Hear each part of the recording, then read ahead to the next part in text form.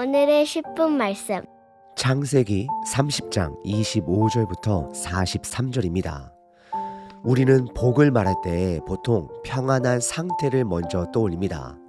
문제가 없고 관계도 편안하고 앞길도 정리되어 있는 상태를 생각합니다. 그런데 우리의 실제 삶은 그러지 않을 때가 더 많습니다. 가정 안에도 여전히 긴장이 있고 마음 안에도 불안이 있고 사람 사이에는 비교와 경쟁이 있습니다. 믿음으로 살아가도 현실은 여전히 복잡합니다. 앞선 본문에서 야곱의 두 아내는 자녀를 두고 경쟁했습니다. 서로의 종을 통해서라도 더 많은 자녀를 얻으려 했습니다. 그렇게 부족하고 흔들리는 가정 속에서도 하나님은 당신의 언약을, 약속을 신실하게 지켜가셨습니다. 그리고 오늘 본문에는 또 다른 경쟁이 나옵니다. 이번에는 자녀의 경쟁이 아니라 재물의 경쟁입니다. 그런데 오늘 본문이 정말로 보여주는 것은 야곱의 재산 분리기가 아닙니다. 오늘 본문은 야곱의 기술이 아니라 인간의 갈등과 억울함 속에서도 하나님의 약속이 실제로 이루어지는 이야기입니다. 야곱이 외삼촌 라반의 집 하란으로 오던 중 돌베개를 베고 잠자던 그 장소에서 하나님은 야곱을 인격적으로 만나주시고 약속해 주셨습니다. 그리고 야곱은 그곳을 베델이라 부르게 됩니다. 그 베델에서 약속하신 하나님께서 자녀의 번성과 더불어 삶의 필요까지도 야곱의 불안전함 속에서 신실하게 이루어 가시는 장면입니다. 야곱은 이제 라반 삼촌을 떠날 때가 되었습니다. 하지만 14년 동안 지내면서 외삼촌이 어떤 사람인지 너무 잘 알게 되었습니다. 라반은 끝까지 야곱을 쉽게 놓아주지 않으려 합니다. 이 모습은 훗날 애굽의 바로 왕이 이스라엘을 놓아주지 않던 장면을 미리 보여주는 듯합니다. 그래서 오늘 본문은 우리에게 하나님의 복을, 우리가 그렇게 좋아하는 복을 다시 한번 생각하게 합니다. 복은 갈등이 전혀 없는 상태만이 아닙니다. 오히려 갈등 한복판에서도 하나님이 자기 언약을 놓지 않는 것이 복이 됩니다. 그러므로 오늘 이 말씀은 지금 우리의 형편이 눈으로 보기에 평안하지 않아도 괜찮다라고 위로해 줍니다. 이미 예수 그리스도의 승리 안에 있는 사람은 상황에 끌려다니는 인생이 아니라 약속 안에서 살아가는 사람입니다. 그래서 얼굴에 웃음이 당장 없을 때에도 고난을 이길 수 있는 마음의 기쁨을 잃지 않을 수 있고 주변이 여전히 복잡할지라도 그 상황에 무너지지 않고 묵묵히 지나갈 마음의 평안을 누릴 수 있습니다. 오늘 본문은 바로 그 복이 어떻게 현실 속에서 드러나는지를 우리에게 보여줍니다. 오늘 본문은 크게 두 부분으로 나눌 수 있습니다. 첫 번째는 야곱의 귀향 요구와 품삯 협상입니다. 두 번째는 야곱의 번창하는 소유입니다. 먼저 첫 번째 부분 25절서부터 34절 야곱의 귀향 요구와 품삯 협상입니다. 25절은 그 기준을 분명히 보여줍니다. 요셉이 태어난 뒤입니다. 야곱은 아내들을 위해 섬기기로 한 14년의 기한을 다 채웠고 이제 삼촌 라반에게 떠나게 해달라고 요청합니다. 이것은 단순히 기분이 바뀌어서 돌아가겠다라는 말이 아닙니다. 베델에서 하나님 앞에서 방향을 다시 잡았던 사람으로서 이제 자기 집을 세우고 약속의 땅을 향해 가겠다라는 요청입니다. 여기서 중요한 건 야곱이 베델에서 하나님과 맺은 약속을 지키려 했던 것입니다. 그는 돌아가려 합니다. 야곱의 말은 정당한 요구입니다. 26절 보면 내가 외삼촌에게서 일하고 얻은 처자를 내게 주시어 나로 가게 하소서. 내가 외삼촌에게 한 일은 외삼촌이 아시나이다. 여기서 야곱은 막연히 호소하지 않습니다. 외삼촌이 다 아신다라고 말합니다. 이미 다 알고 있다라는 사실이라는 뜻입니다. 그가 얼마나 오래 섬겼는지, 그가 얼마나 대가를 치렀는지, 그것을 외삼촌도 잘 안다라는 말입니다. 그래서 이 요청은 무례한 요구가 아니라 정당한 요구입니다.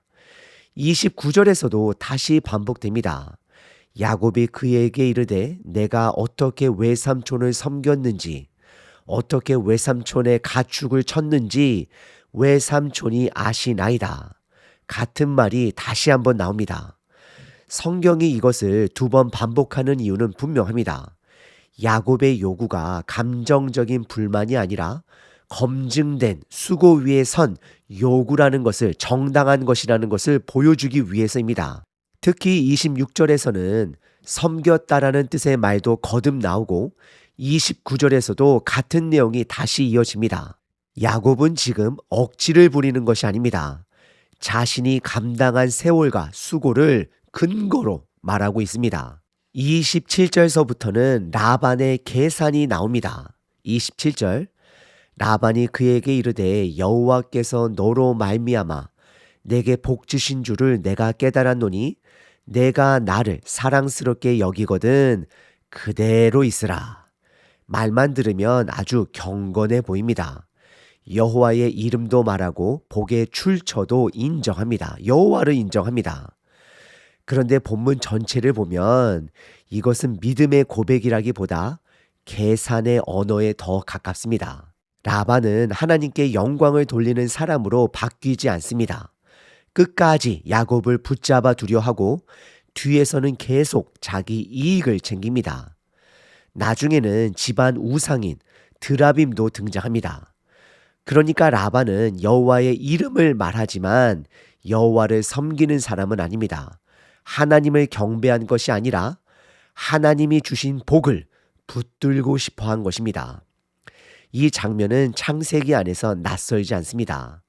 예전에 야곱도 아버지 이삭을 속일 때 여호와의 이름을 입에 올린 적이 있습니다.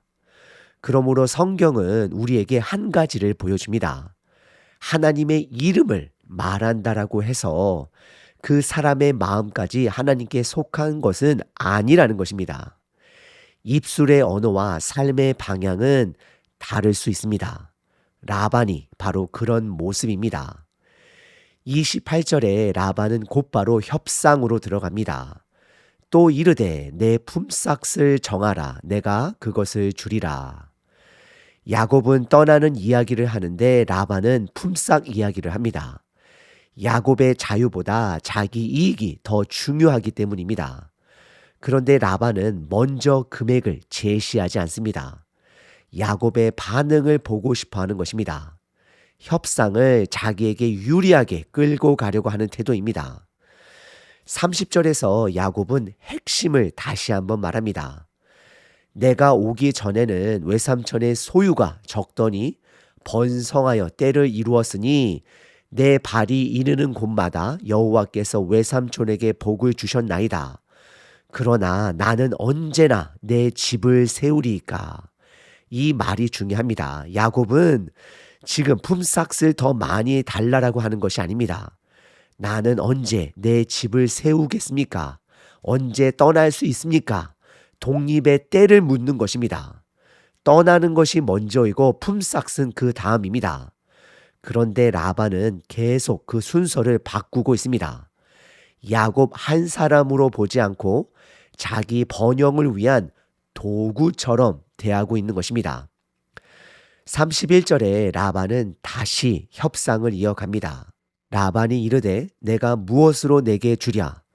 야곱이 이르되 외삼촌에게서 내게 아무것도 주시지 않아도 나를 위하여 이 일을 행하시면 내가 다시 외삼촌의 양떼를 먹이고 지키리이다.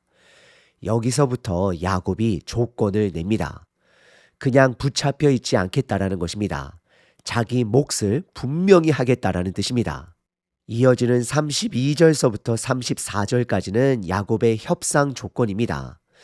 먼저 32절, 33절에서 야곱은 정상적인 세계 양과 염소가 아니라 점이 있고 아롱지고 검은 것들만 자기 품삯으로 하겠다라고 말합니다.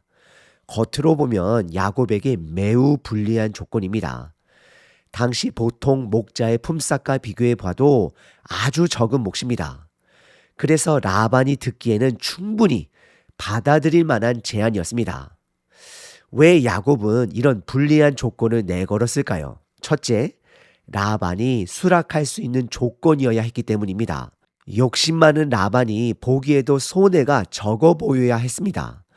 그래야 계약이 성립됩니다.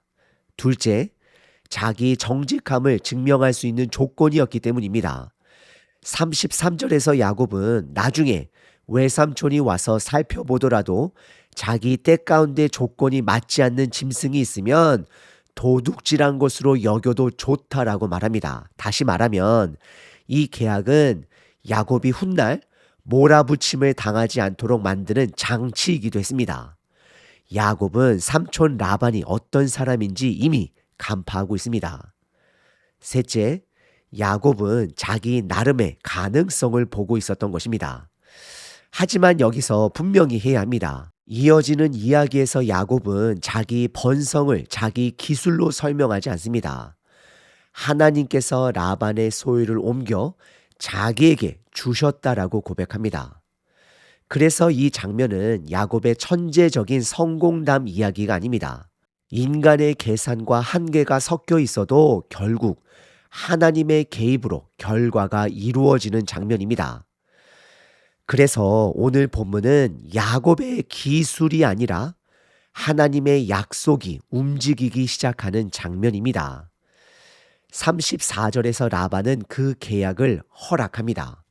라반이 이르되 내가 내 말대로 하리라 하고, 라반은 속으로 계산이 끝난 것입니다. 자기에게 유리하다라고 본 것입니다. 하지만 성경은 여기서 이미 다른 방향을 준비하고 있습니다. 라반은 계약을 허락했다라고 생각하지만 실제로는 하나님의 약속이 다음 장면으로 넘어가고 있습니다. 첫 번째 본문을 우리에게 적용해 보면 이렇습니다. 우리는 종종 내가 애써서 여기까지 왔다라고 생각합니다. 물론 수고는 있습니다. 책임도 있었습니다. 그러나 하나님의 사람은 거기서 멈추지 않습니다. 내 손에 수고 뒤에 있는 하나님의 은혜를 봐야 합니다. 내가 이룬 것처럼 보이는 자리에도 사실은 하나님이 언약을 따라 붙드신 은혜가 있습니다. 그래서 첫 번째 장면의 핵심은 이것입니다. 야곱은 여전히 복잡한 현실 가운데 있고 라반은 여전히 계산적입니다. 그런데도 하나님은 약속을 멈추지 않으십니다. 우리들의 있는 복은 갈등이 없는 상태에서만 오는 것이 아니라 갈등 속에서도 하나님의 언약이 무너지지 않는 것으로 드러납니다. 그리고 두 번째 장면에서는 우리는 그 약속이 실제 소유의 변화로 어떻게 나타나는지를 보게 됩니다. 두 번째 본문은 야곱의 번창하는 소유입니다. 35절서부터 43절입니다. 그런데 이 장면에도 먼저 보이는 것은 번창이 아니라 라반의 술수입니다. 계략입니다. 그래서 이 부분은 더 분명합니다. 야곱의 소유가 늘어난 것은 사람이 보기 좋은 조건 때문이 아니라 하나님이 막으실 수 없는 방식으로 일하셨기 때문입니다. 35절과 36절에서 라반은 계약이 끝나자마자 곧바로 움직입니다. 점있고 얼룩진 가축들, 곧 야곱의 품삯이 될 가축들을 먼저 자기 쪽으로 빼내어 자기 아들들 손에 맡깁니다. 그리고 야곱과는 사흘길이나 떨어뜨려 놓습니다. 이게 왜 교활합니까? 계약은 허락해 놓고 실제로 야곱이 시작할 수 있는 기반을 먼저 싹 없애버린 것입니다. 야곱이 돌볼 수 있는 자리도 막고 야곱이 손댈 수 있는 가능성도 끊어놓은 것입니다. 그러니 이 시점의 야곱은 사실상 빈손입니다. 하나님이 개입하지 않으시면 야곱은 이 구조 안에서 자기 품삯을 절대로 가져갈 수 없는 상황입니다. 이 장면은 우리에게 본문을 보는 눈을 바로 잡게 만들어줍니다.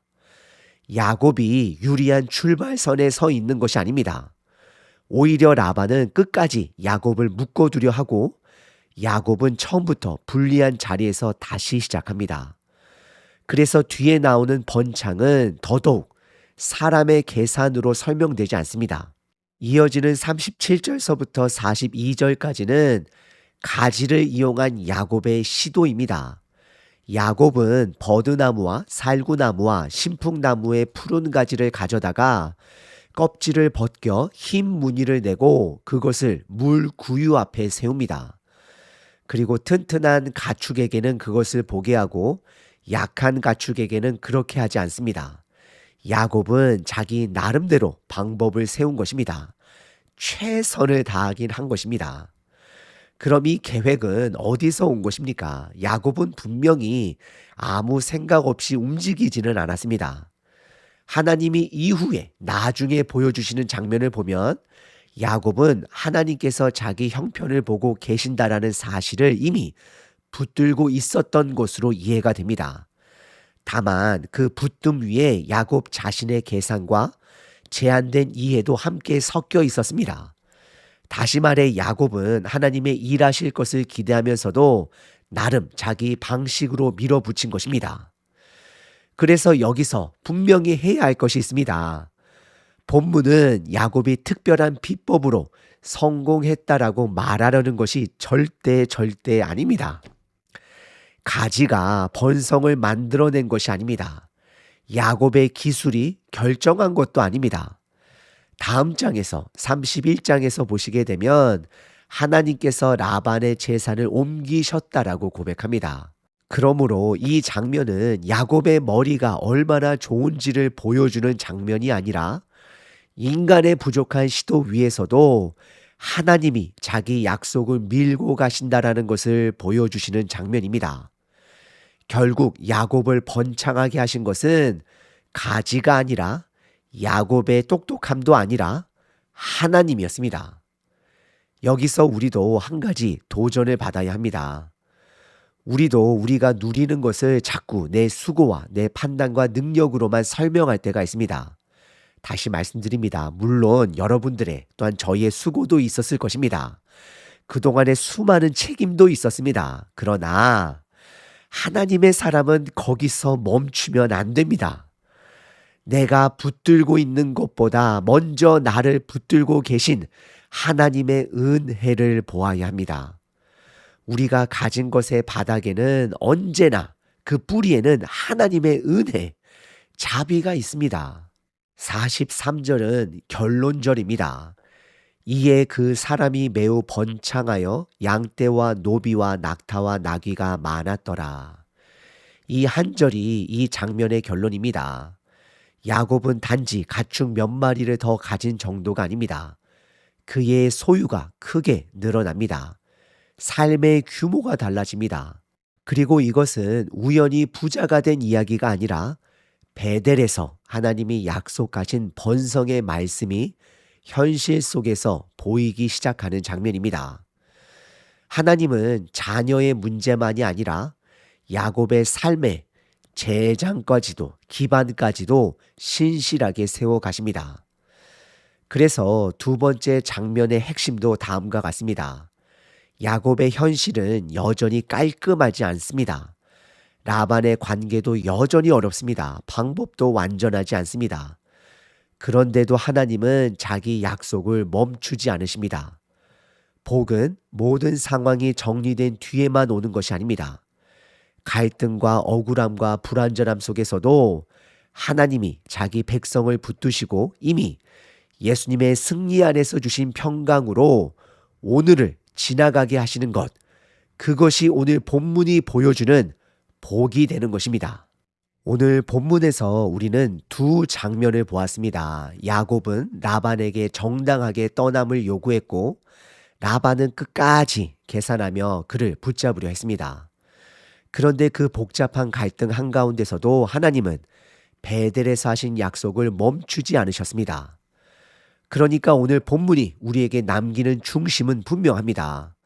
복은 모든 일이 편안할 때 풀린 상태만이 아닙니다.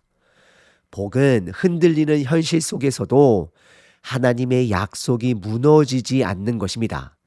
그래서 우리에게는 소망이 있습니다. 아멘입니다. 그래서 우리는 스스로를 돌아봐야 합니다. 나는 여전히 복을 내 형편의 평안함으로만 판단하고 있지는 않은가? 나는 내가 가진 것을 하나님의 은혜보다 내 수고의 결과로 더 많이 붙들고 있지는 않은가? 오늘 본문은 우리의 그 시선을 바꾸라고 말씀하십니다. 갈등이 있다라고 해서 하나님이 멈추신 것이 아닙니다. 답답한 현실이 있다라고 해서 하나님의 약속이 늦어진 것도 아닙니다. 그리고 우리는 다시금 예수님을, 복음을, 생명을 붙들어야 합니다. 우리는 아직 모든 상황이 정리된 세상에 사는 것이 아닙니다.